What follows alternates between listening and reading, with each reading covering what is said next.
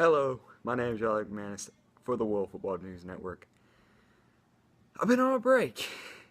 Needless to say, my last video was the interview with Aaron Anthony of US Soccer Feed talking about the Olympics and what the US women might do. And now that I have results, the US women were knocked out in the quarterfinals by Sweden, unfortunately. The gold medal match is today as I'm recording this. Between Sweden and Germany, I might add. But I cover MLS as well. I haven't done that lately, and I apologize. I'm gonna get, when we start getting to September, I'm gonna start posting video a week, video every other week, maybe every 10 days, to update you in the playoff races and, whatever may be going on, storylines. Uh, I apologize. I've been swamped to the start of school again, but I will get those out pretty soon. Playoff races at the moment, New England and Orlando City are tied for the 6th spot, but New England holds the tiebreaker on goal differential and wins. The West, pretty wide open. Seattle trying to make a late push. Houston won a game yesterday for the first time in forever. But MLS, I'll get to that in September once the storylines develop and the playoff push is on. But today I want to talk to you about the infrastructure of our developmental academies in the United States versus the ones in England, Europe, but more specifically England. I do apologize if I say some things about the England way of developing players that might not be the same for other European countries like Spain, Germany, Italy, France. I did most of my research off of the Premier League and how they do it. But if I say something that's wrong for other European countries, I apologize, and you may correct me on Twitter or in the comments below. But I guess to the football, or soccer, as we say in the United States. We start playing new sports, and I'm going to relate this to American football. I'm going to relate this to baseball, because that's more of what kids play here in the United States. Soccer's growing, but still not the #1 sport.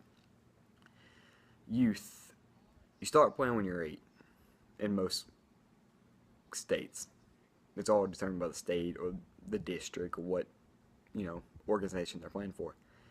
They start playing at 8. They learn the fundamentals of the game. They progress. You start with T-ball, pitching machine, underhand coach pitch.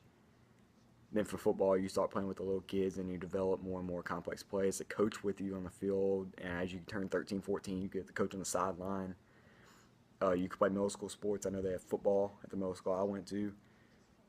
It just helps you develop the skills of the game, the fundamentals of how all this works.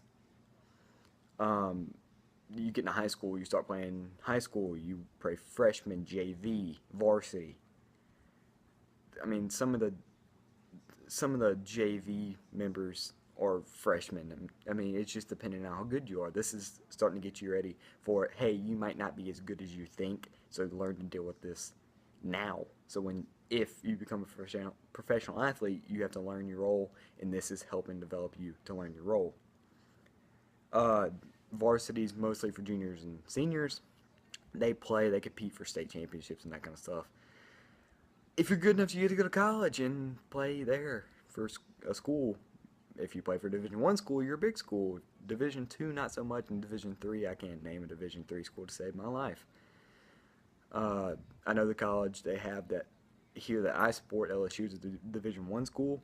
The college somewhere near me is McNeese State, which is a Division I school, Division I AA school, which is FCS in football. You go college there. You go to play there.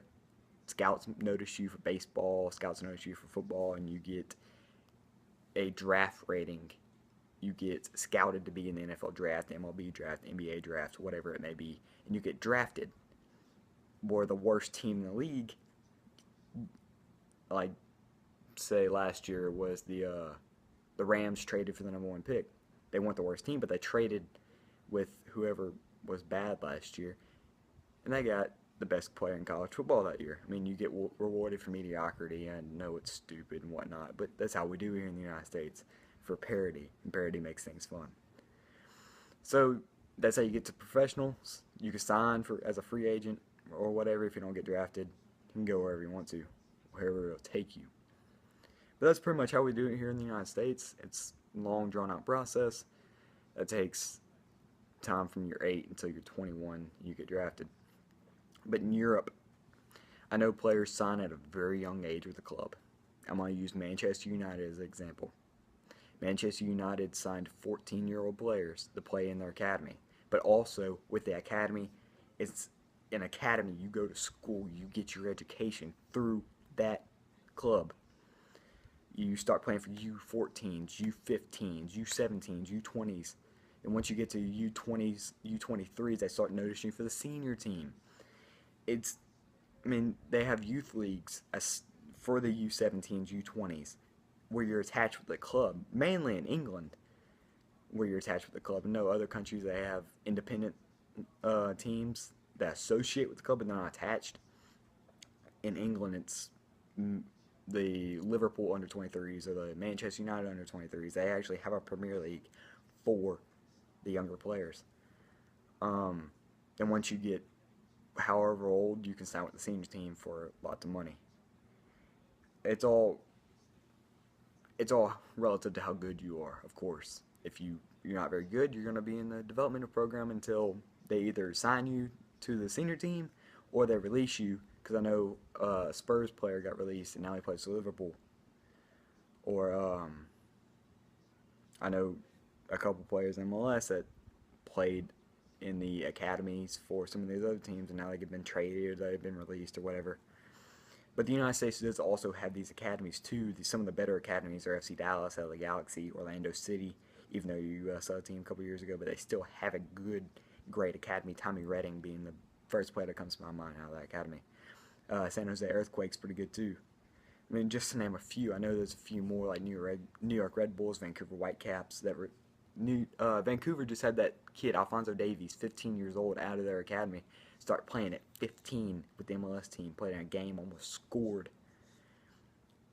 It's the development program to go if you want to develop young athletes. It works here in the United States for football and baseball and basketball. We're the best countries in the world at these sports, but soccer we're not, because we go through the high school route when we really should be going through the academy route with like I said, FC Dallas, LA Galaxy, Orlando, San Jose, New York, Vancouver. All these other teams are really good at developing players because they have really good youth coaches. So that you see the difference between our way of doing things versus their way of doing things, and neither of them's wrong. But still, there's a gap. But to be fair, the United States, soccer's not our most famous sport. It's not the most popular. Football is. Then it's basketball, baseball, soccer, then hockey, according to statistics. But I just want to share that with you. I was having a discussion the other day, and this came to mind. I thought I'd do a video on it to show you the differences between here in the United States, what we do, and what they do in Europe, specifically England. Thank you for your time. You can follow the World Football News Network on Twitter at Football News 167. You can follow me, Riley James MC. You can follow me on Periscope at Riley James MC as well. Make sure to like, comment. Thank you, Jack Hoover, who is my editor, who make a thumbnail for this video. I really appreciate you. You are the best man. Thank you for watching. Thank you for subscribing. Thank you for liking and leave a comment. Thank you. Hope to see you next time. And as we say in the United States, don't score on goals.